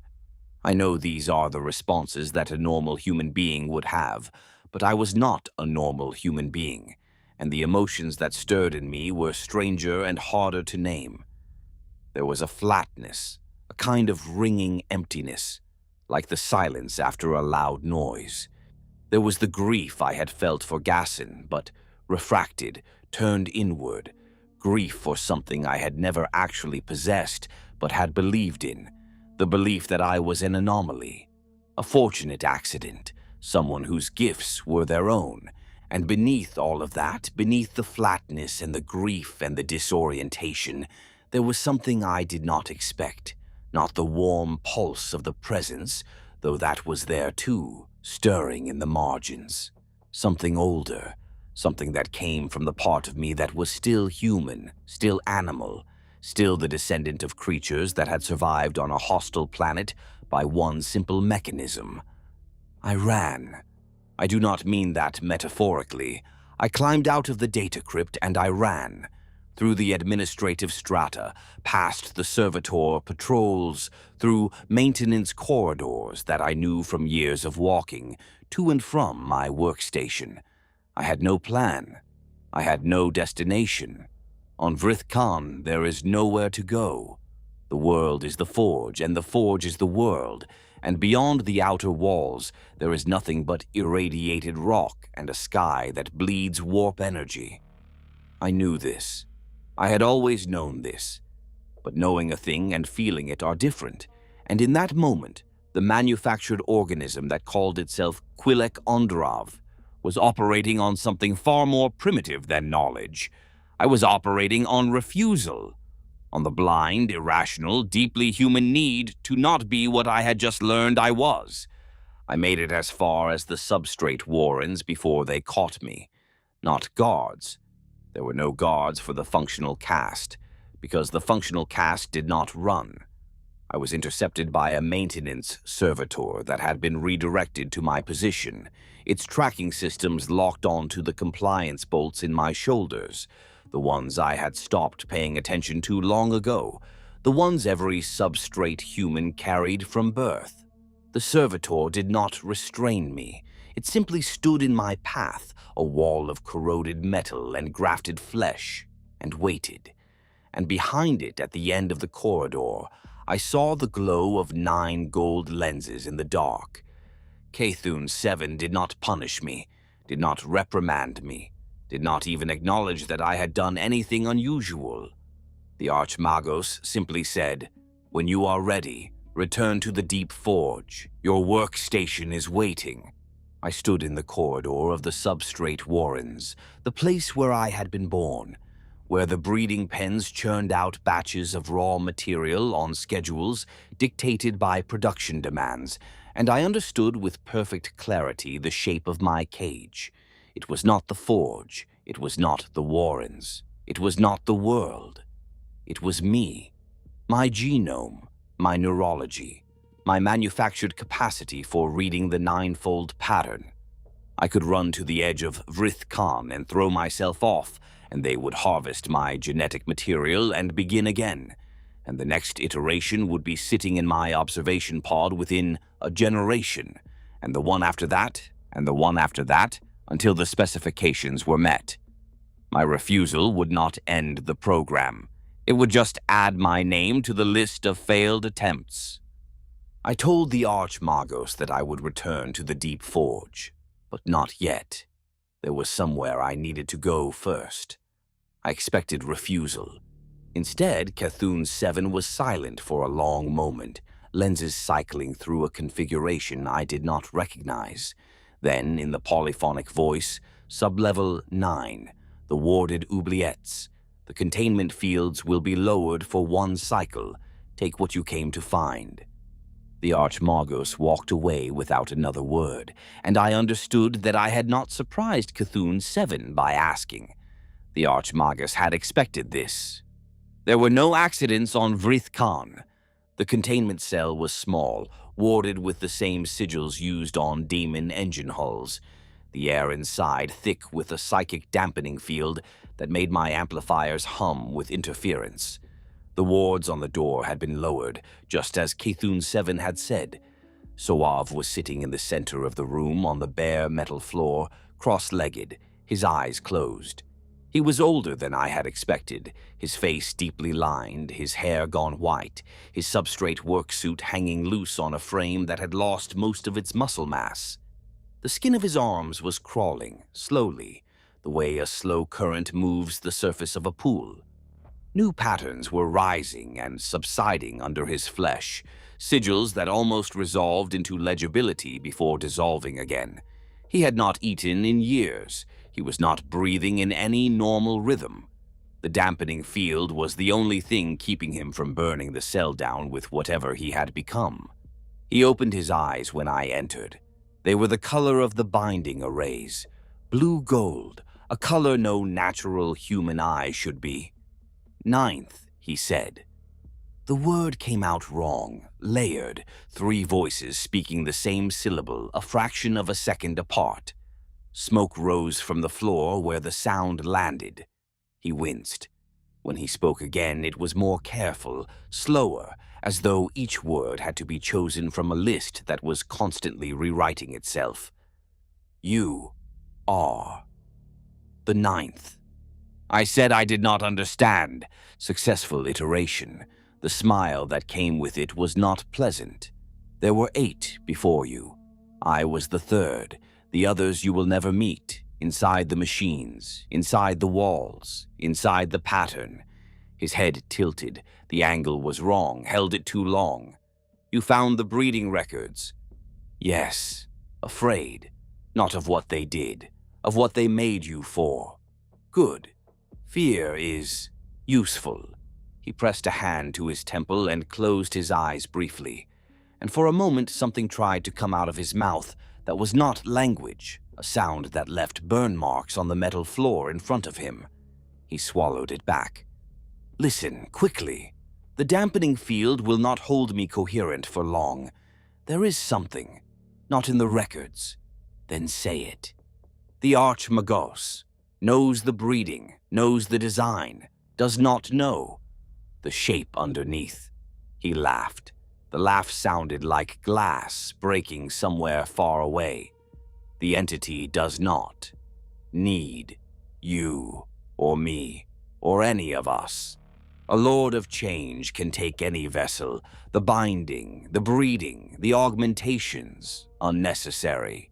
He could have taken any newborn from the Warrens, any shrieking thing, with a thought. Then why? I said. "Tzeentchian," said Suave, and for that single word his voice was clear and singular, as though the demon thing inside him had stepped aside to let the man speak. The process matters more than the result. The plan matters more than the outcome. We are not being prepared for what we will become. We are being prepared so that the becoming is perfect, so that every step is deliberate, so that the choice, when it comes, is real. His eyes pulsed with that impossible color, and the layered voice came back. When they offer it, and they will, remember, the choice is the only part that belongs to you. Everything else was designed. The choice cannot be. That is the one thing. Even a god of change cannot manufacture. Pause. He looked at the wall, at something behind the wall, at something behind whatever was behind the wall. And one more thing. Free of charge, the Archmagos wants you to succeed where they failed. You will not understand until they tell you. But it matters. It matters that you know that before you choose. I left the containment cell. I walked back through the substrate warrens, past the breeding pens, past the dispensary where Gassendrol would never sit again, and I returned to the deep forge. I climbed into my observation pod. I opened my perception to the Recursion's emissions, and I felt the entity inside the hull, aware of me, aware of what I had learned, aware of where I had been and what Suava had told me, waiting with the infinite patience of something that had planned this moment for longer than I had been alive. I had learned what I was, a product, a component, the 9th iteration of a century-long manufacturing process. Now I needed to learn what I was for. The months that followed were the strangest of my life, which is a significant statement given that my life had been spent on a demon world inside a hellforge surrounded by machines inhabited by warp entities. But strangeness, like pain, is relative. What made this period strange was not the external circumstances, which remained largely unchanged, but the internal ones. Something was shifting inside me. The augmentations were part of it. The neural amplifiers continued to sharpen and deepen my perception in ways that the surgeon adept had not predicted, or at least had not disclosed. But the augmentations were not the whole story. There was something else. A process that had nothing to do with technology and everything to do with the presence that had taken up residence in the margins of my consciousness. I began to dream. This was unprecedented. The inoculations administered during childhood included a compound that suppressed REM state activity, because dreams on a demon world are doorways through which warp entities can access sleeping minds. The compound had worked perfectly for my entire life, until it stopped. The first dream was a corridor that stretched in both directions without end, its walls shifting between metal and crystal and living tissue. The light came from everywhere and nowhere, a soft blue-gold illumination. The walls were layered, transparent, each layer showing a different version of the same corridor, and in each layer a different figure walked. Some looked like me, some did not. I woke with the resonance anchor humming at a frequency I had never felt before, blood soaking my pillow. I said nothing to anyone. The dreams continued. Each one was different in content but identical in structure, a journey through a space that was simultaneously familiar and impossible, populated by versions of something that was simultaneously me and not me. And with each dream, the presence in the margins of my consciousness grew stronger, not more intrusive, stronger. The way a signal grows stronger as you tune closer to its frequency. It was not pushing into my mind. I was tuning into it. My perception, enhanced by the amplifiers and refined by months of continuous exposure to the Recursion's emissions, was becoming attuned to a channel that had always existed, but that I had never had the sensitivity to receive. The Recursion itself was changing too, not physically, not in any way that the Warpsmiths' instruments could detect, but I could feel it. The entity inside the hull was no longer simply resident, it was settling, integrating with the binding architecture in ways that went beyond containment, merging with the hull's systems, extending its awareness through the warp conductor arrays, reaching tendrils of consciousness into every circuit and conduit and crystalline node. A normal demon engine fights its binding. It rages against the containment, testing the wards, probing for weaknesses, expending itself in futile attempts to break free. The entity in the Recursion was doing the opposite. It was making itself at home. This should have been cause for concern. It was not, because the binding arrays showed no signs of stress, no ward degradation, no containment fluctuations. By every measurable metric, the Recursion was stable, more than stable. It was performing beyond specifications. The emission output was clean, structured, powerful. The warp resonance field it generated was precisely calibrated to the harmonics I had mapped during my sessions with the ethereal resonance decoder. Everything was working exactly as designed, and that was what troubled me, because I had learned in the data crypts that on Vrithkaan, when everything was working exactly as designed, it meant that someone had designed it to work exactly this way, and the question I could not shake was, designed by whom? Cthulhu 7 had designed the breeding program. Cthulhu 7 had designed the binding arrays. Cthulhu 7 had designed my augmentations. But had Cthulhu 7 designed the dreams? Had Cthulhu 7 designed the presence? Had Cthulhu 7 designed the sense of purpose and belonging that was growing in me like a vine, wrapping itself around the framework of my consciousness, filling the hollow spaces that the revelation of my manufactured origins had created? Or was there another designer, one whose designs encompassed Cthulhu 7 as well as me? I returned to the data crypts. This time I was not looking for my own records.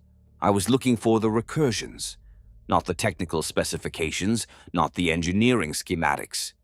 The project history, the chain of decisions that had led to the commission, the approval, the construction. I wanted to know where the idea had come from. Who had conceived of a daemon engine designed not to contain its entity, but to accommodate it? Who had decided that the binding should fit like a glove rather than a cage? What I found was not an answer, it was another layer of questions. The Recursion project had not originated with Cthulhu 7. It had not originated on Vrithkaan at all. The commission documents, buried deep in the administrative strata, showed that the project had been initiated by an external directive, a set of specifications transmitted to Vrithkaan from an unidentified source via a communication method that the records described only as sympathetic resonance channel, a term I had never encountered in any technical liturgy. The specifications were extraordinarily detailed, covering every aspect of the engine's design, from the hull geometry to the binding array harmonics, to the augmentation package that would be installed in the primary Cipher-Wright. My augmentation package, the one that had been implanted in my skull and spine 3 months before the binding. The specifications had arrived on Vrithkaan 24 years before the binding, 1 year before I was born, before the genome that would become me had been assembled, before my mother had been harvested, before the breeding program had even reached its final iteration. The specifications for my augmentations, for the precise neural amplifiers and cortical filters and resonance anchor that were now embedded in my skull and spine, had been designed before I existed. Someone or something had known what I would be before I was made, had specified the machine that I would operate before the operator was built, had laid out the entire process from my conception to my augmentation, to my assignment to the recursion, as a single integrated blueprint, a chain of causality so long and so precise that it spanned a quarter of a century, a scheme that involved the manipulation of an archmagos, a breeding program, a hellforge's entire production capacity, and the summoning and binding of a greater demon of Tzeentch. And the plan was not complete. I could feel it in the margins of my consciousness, in the warmth of the presence, in the structured elegance of the recursion's emissions. Whatever this plan was building toward, it had not yet arrived. The binding was a step. My discovery was a step. My dreams were a step. But the destination was still ahead, still hidden, still waiting. I sat in the data crypt and felt the weight of it settle on me, and for the first time in my life, I experienced what I believe other humans call dread. Not fear, dread. The anticipation of something vast and irrevocable that is approaching and cannot be avoided. Not because you are trapped, but because every road leads to the same place, and the roads were built before you were born. And the presence whispered, not in words, but in feeling, "You are almost ready." I went back to the deep forge. I climbed into my observation pod. I opened my perception to the recursion, and this time, for the first time, I did not merely read its missions. I reached back. I extended my awareness toward the entity inside the hull, not passively, not as a receiver, but as a signal of my own. I did not know what I was doing. I did not have a framework for it, no training, no protocol. I simply reached the way you reach for something in the dark, guided not by sight but by the certainty that it is there. And the entity reached back. The contact was overwhelming, not like reading emissions. This was direct, mind to mind, the entity's consciousness touching mine. And in that touch, I saw the plan. Not all of it, but enough. A web of causality spanning millennia, threaded through decisions and genetics and construction with the precision of a master weaver. And at the center, where all threads converged, I saw myself, inside the hull, Merged with the binding architecture, my consciousness fused with the entities, my manufactured neurology serving as the interface between daemonic and mechanical. I was not the operator. I had never been the operator. I was the final component. The breeding program had not produced a Cipher-Wright. It had produced a biological interface module, a soul bridge. And the Recursion was not a demon engine in the conventional sense. It was a vessel designed for a three-part fusion, machine, demon, and human, bound together by the ninefold pattern into a single entity that would be none of these things, and all of them simultaneously. The entity showed me what would happen to Quillek Ondrave. I would cease to exist as a separate consciousness, not destroyed, absorbed, integrated, folded into something that was neither human nor demon nor machine, but a new kind of being, a consciousness existing simultaneously in real space and the immaterium. I would not die, but I would not live, not as I understood living. I would become something for which no word existed, and the thing I became would remember being Quillek Ondrave, the way a river remembers being a raindrop. The entity withdrew. I was alone in my pod, shaking, bleeding from every mucous membrane, my amplifiers screaming. And I understood that this was what Pethwick Soave had seen. Not madness, comprehension. The understanding that the plan was so complete that the only response he could muster was to sit down and wait. For a long time I did not move. The blood dried on my face. The amplifier settled.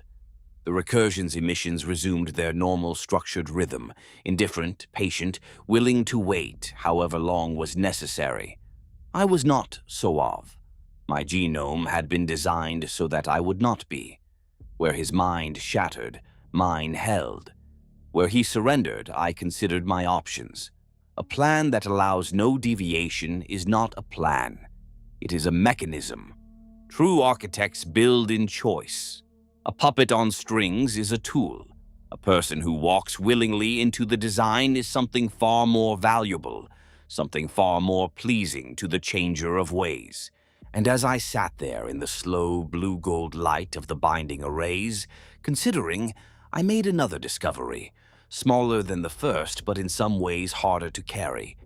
I was not only the design's intended product, I was its instrument. Every reading I had ever made had refined a binding that someone, somewhere, would use to enslave a demon and feed the long war we waged against the Imperium. Every imposter I had caught had saved a hull for the next horror to inhabit. The 4 labor caste sacrifices burned during my first abort, the dozens more across the years. The cohort of children processed when I was sorted, their tissue feeding the binding paste of engines I would one day calibrate. I had logged all of it with precision and acknowledged its operational impact. I had not built Vrithkaan, but I had been a working part of it in the small section of it that I occupied, and the small section had been enough. The choice I was being offered was not between innocence and corruption. It was between 2 kinds of complicity, the kind that was over and the kind that was just beginning. I climbed down from my observation pod. I walked through the deep forge, past the ranks of lesser demon engines, past the labor crews hauling materials, past the servitor attendants and the monitor adepts and the sorcerer acolytes, and I went to find Cthulhu 7. Not to confront the Archmagos, not to accuse or rage or demand answers. I went because I had one question, and it was the only question that mattered. I found Cthulhu 7 in the sanctum, standing before the ethereal resonance decoder, those 9 optics focused on the crystalline device with an intensity I had never seen. When I entered, the focus shifted to me, all 9, slowly expanding. Something significant was about to happen. I said, "You knew what I was, from the beginning, before the beginning. You designed me for the recursion. I am the final component." The polyphonic voice was very quiet. "Yes, the data port in my observation pod, the interface that let me read the archives, that was not an accident."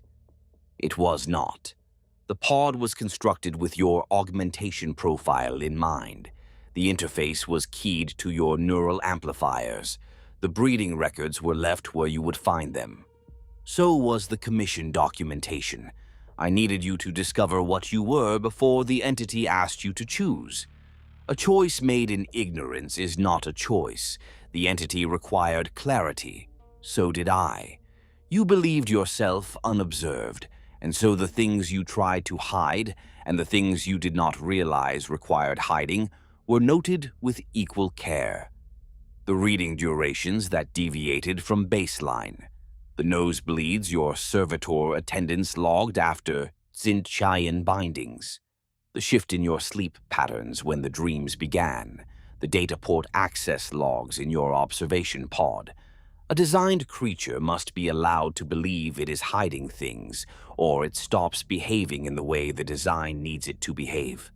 And the commission, I said, the specifications. They came from the entity itself, the Lord of Change that is now bound in the hull. It designed the machine that would hold it. It shaped the program that would create me.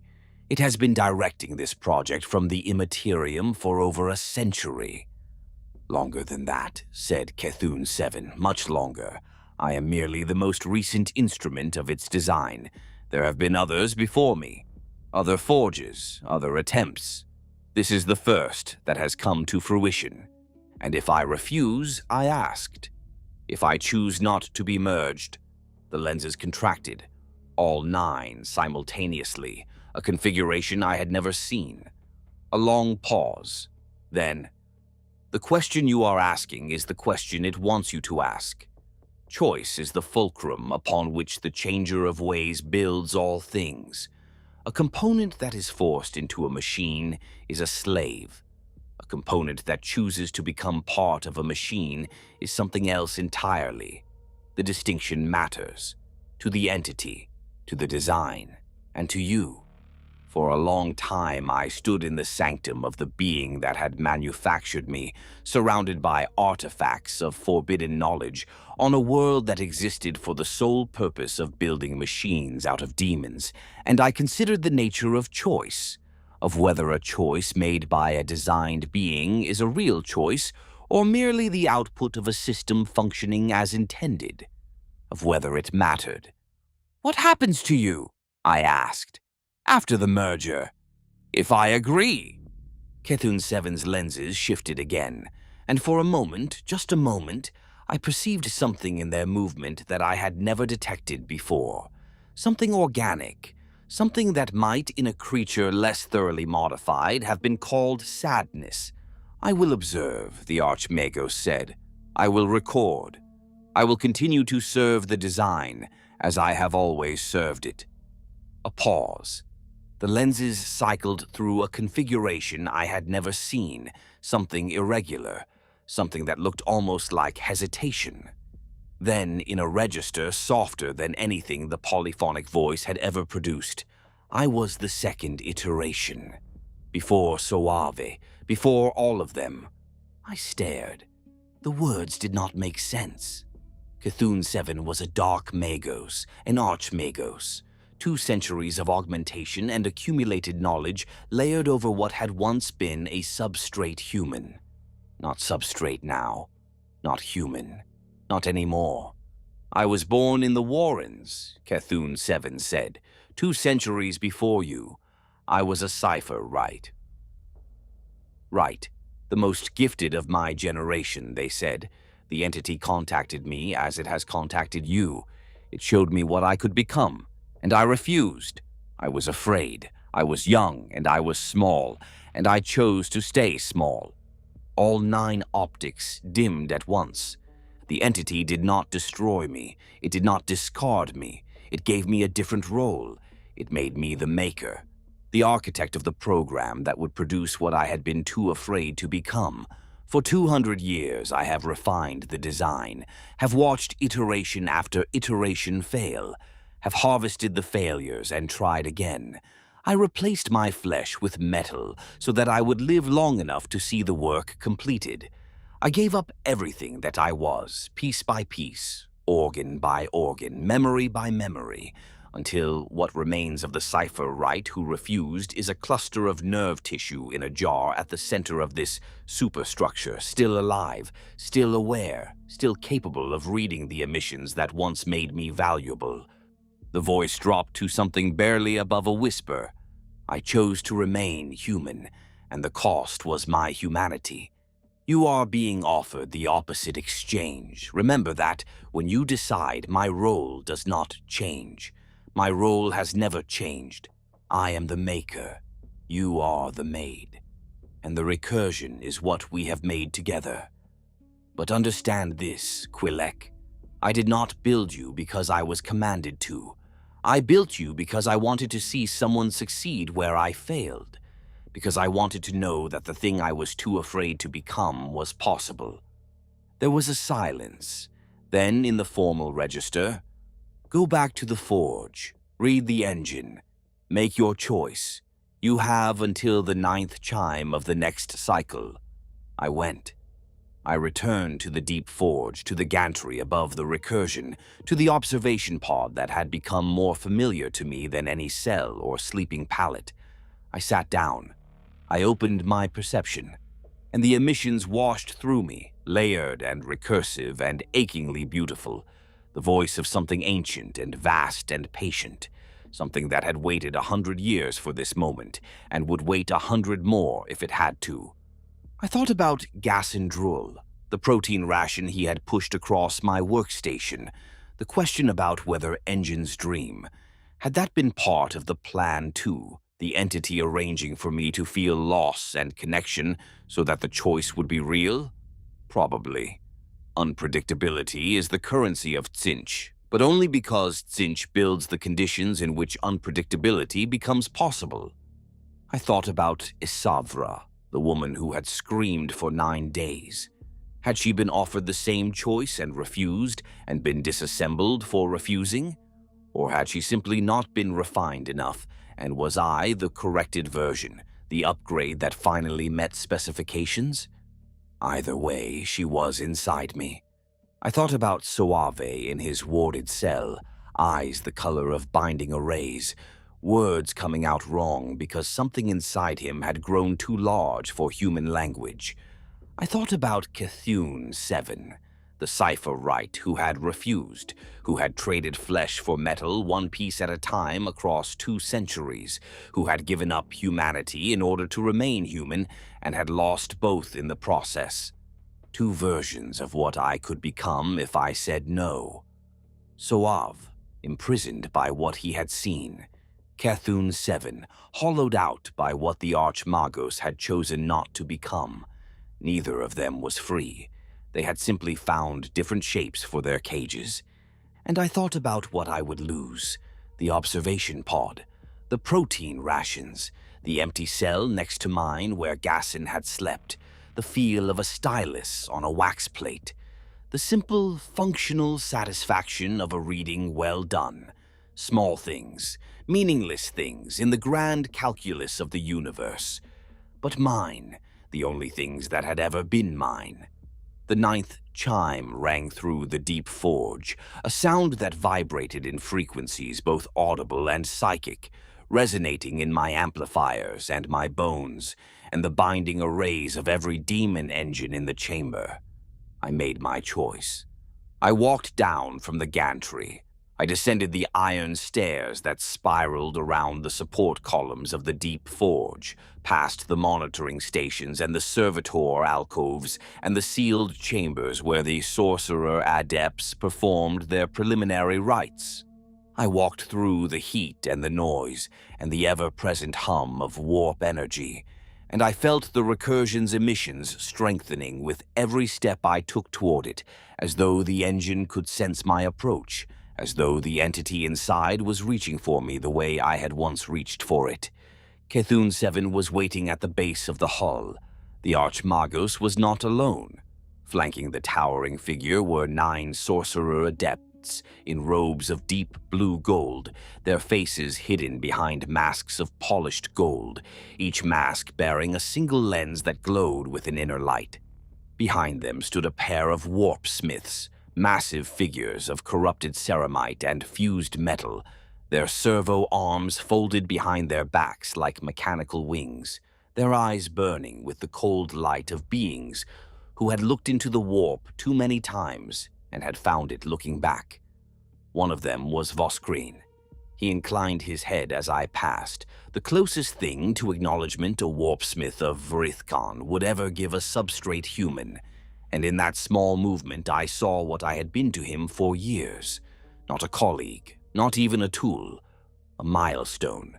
Beyond them all stood the Recursion itself, 12 meters of terrible beauty, humming with contained power, its binding arrays pulsing in slow blue-gold cascades, its hull shimmering with the warp field distortions I had come to know better than my own face. It filled the deep forge with a presence that was felt rather than seen. I stopped 3 meters from the hull. I could feel the entity inside it with absolute clarity now, no longer as a distant presence in the margins of my consciousness, but as a vast and immediate awareness, filling the space between us with the texture of its attention. The emissions were not merely structured anymore. They were invitational. They were welcoming. Cthulhu 7 spoke. The polyphonic voice carried through the deep forge, resonating off the iron walls, blending with the hum of the engine. "You have chosen." "I have." The Archmagos extended a crystalline probe. "You understand that once integration begins, it cannot be reversed. You will not be able to return to what you were." "I understand. And you choose this freely. The entity has not manipulated your will." This was the question that mattered, not for me, for the design. A forced fusion would produce something incomplete, something that fought itself. A willing fusion, undertaken by a consciousness that understood what it was sacrificing, would produce something whole. Machine, demon, human, 3 voices speaking in unison because they had chosen to. I said, "No one has manipulated my will. I have seen the plan. I understand my place in it, and I choose to take that place." The dread had not faded, but a being incapable of dread would have nothing to sacrifice, and a sacrifice without cost is not a sacrifice at all. The sorcerer adepts began to chant. The words were in a language I did not recognize, a tongue older than the Imperium, older than humanity, a language that had been spoken in the Immaterium when the stars were young. Each syllable resonated with the binding arrays, creating harmonics that built upon each other in cascading sequences, each one more complex than the last, each one adding another layer to the warp field that was gathering around the Recursion like a storm gathering around its eye. Cthulhu 7 stepped forward and pressed the crystalline probe against the resonance anchor at the base of my skull. There was no pain. There was a click, a sensation of connection, of circuits closing, of systems coming online. And then there was a sound, not an audible sound, but a psychic one, a tone that resonated in every augmented nerve and every unaugmented neuron in my body, a tone that I recognized instantly because I had been hearing echoes of it for my entire life, the fundamental frequency of the 9-fold pattern, the note around which the changer of ways built all of its infinite variations. The hull of the Recursion opened. Not mechanically. It opened the way a flower opens, armored plates peeling back in sequences that should have been impossible, revealing the interior for the first time. Inside was a chamber, roughly human-sized, its walls made of the same shifting material I had seen in my dreams. Crystal and metal and something alive, surfaces reflecting not light but potential. At the center, suspended in a web of luminous filaments, a shape pulsed with blue-gold light, shifting through configurations I recognized as a compressed expression of the ninefold pattern. I stepped forward. The chanting rose. The warp field flared. Cthulhu 7 remained, 9 lenses fixed on me, glowing with the weight of purpose nearing completion. I stepped into the hull. The plates closed behind me. The light changed, the sound changed. Everything changed, but not in the way I had expected. I had expected violence. I had expected the searing, overwhelming crush of a greater demon's consciousness slamming into mine, the annihilation of self that I had braced for. What I experienced instead was a sensation of profound quiet. The noise of the forge, the chanting, the hum of the binding arrays, all of it fell away, and I was alone in a silence so complete that I could hear the blood moving through my own veins, could feel the electrical impulses traveling along my own nerves, could perceive for the first time the actual architecture of my own consciousness, laid out before me like a schematic of extraordinary delicacy. And then the entity was there. It did not arrive. It did not invade. It was simply present, as it had always been present, in the margins, in the background, in the warmth and the whispers and the dreams. It had been with me since before the augmentations, since before the training, since before I was born. It had been woven into the genome that produced me, encoded in the neural configurations that made me what I was, waiting in the spaces between my thoughts, for the moment when I would be ready to perceive it not as an external presence, but as a part of myself. The merger was not a collision, it was a recognition. I felt the entity's consciousness unfold around mine, and it was not alien, not foreign, not the terrifying other that I had expected. It was familiar. It was the pattern I had been reading all my life. It was the structure beneath the chaos, the architecture behind the emissions, the design that I had spent 22 years learning to perceive. And as it unfolded, as its vast and ancient awareness spread through the chambers of my mind, I felt my own consciousness begin to change, not dissolving, expanding. Each thought, each memory, each fragment of identity that constituted Quillek Ondrave was taken up and examined and woven into a larger fabric. Not destroyed, but incorporated. Not erased, but integrated. Each piece finding its place in a pattern so much larger than itself that the individual components were visible only as threads in an infinite tapestry. And in that moment of expansion, as the boundaries of myself dissolved and reformed, I understood the answer to the question Gasson Drool had asked me in the dispensary a lifetime ago when he had said, "Do you think the engines dream?" Yes, Gasson, they do. They dream in patterns, in the recursive, fractal language of the warp. The engines dream of what they were before they were bound, and what they could become if the binding were broken, and the dreams are not escape fantasies but meditations. I could feel them now, all of them. Every demon engine on Vrithkaan, dreaming in the dark of the forge. For a fraction of a second, I wanted to reach back through time and death and tell him, "You were right. There has always been something more." I felt the hull around me respond. The warp conductor arrays activated, and I felt them as extensions of my own nervous system, pathways through which energy flowed from the immaterium into the physical structure of the engine and back again, a circulation as natural and vital as blood through a body.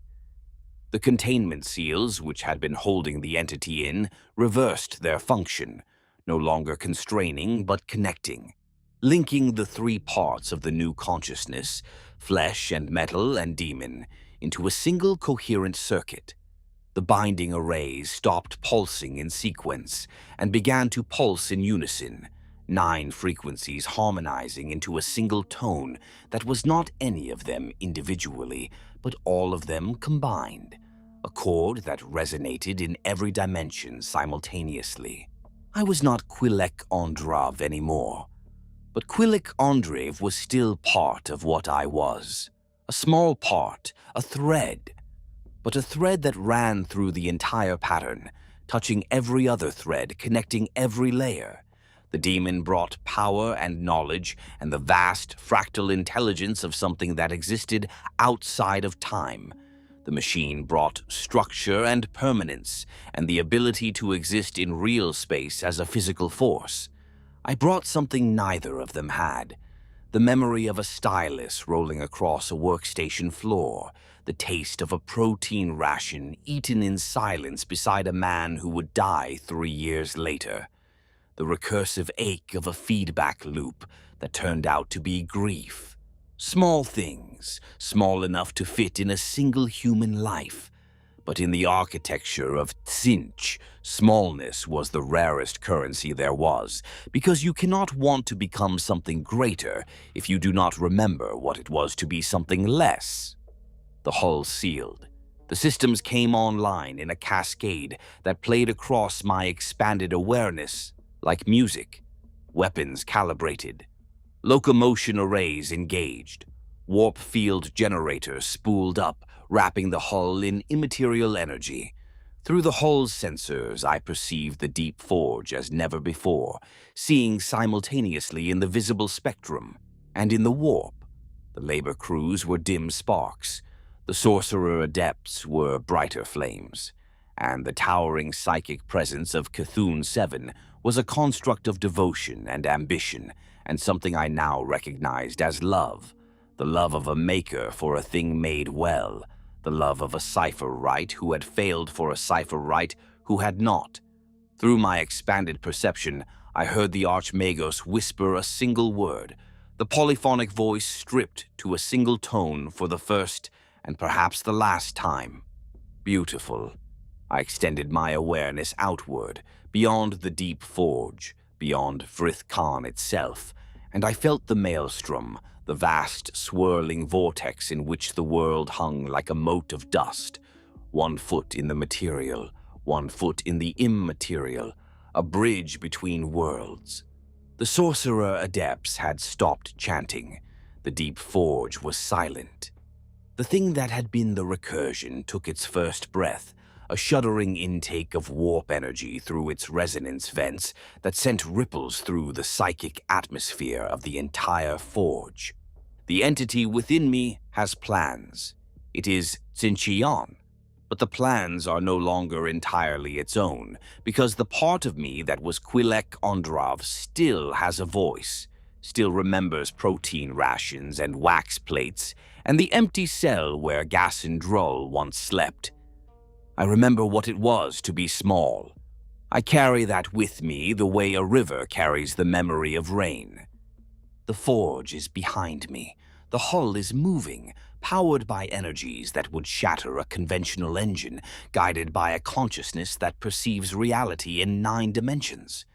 Vrithkaan is shrinking in my sensors, a dark sphere against the swirling chaos of the maelstrom, and ahead of me, stretching in every direction, is a galaxy that does not know I exist. It will.